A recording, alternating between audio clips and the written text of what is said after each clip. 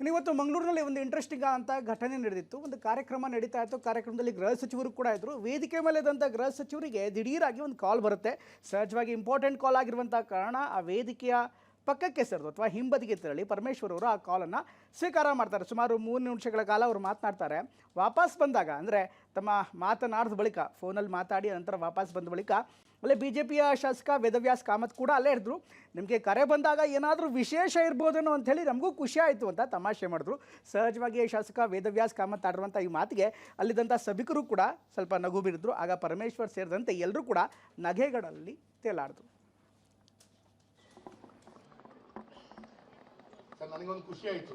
ನಿಮಗೆ ಕರೆ ಬಂದಾಗ ಏನಾದರೂ ವಿಶೇಷ ಇರ್ಬೋದು ನಿಮಗೆ ಅಂತೇಳಿ ನಾನು ಖುಷಿ ಪಟ್ಟು ಎಲ್ಲ ಇಲ್ಲಿ ಹೇಳಿದೆ, ಎಲ್ಲರ ಹತ್ರ ಹೇಳಿಲ್ಲ. ಸರ್, ನನಗೊಂದು ಖುಷಿ ಆಯಿತು. ನಿಮಗೆ ಕರೆ ಬಂದಾಗ ಏನಾದರೂ ವಿಶೇಷ ಇರ್ಬೋದು ನಿಮಗೆ ಅಂತೇಳಿ ನಾನು ಖುಷಿ ಪಟ್ಟು ಎಲ್ಲ ಇಲ್ಲಿ ಹೇಳಿದೆ, ಎಲ್ಲರ ಹತ್ರ ಹೇಳಿಲ್ಲ.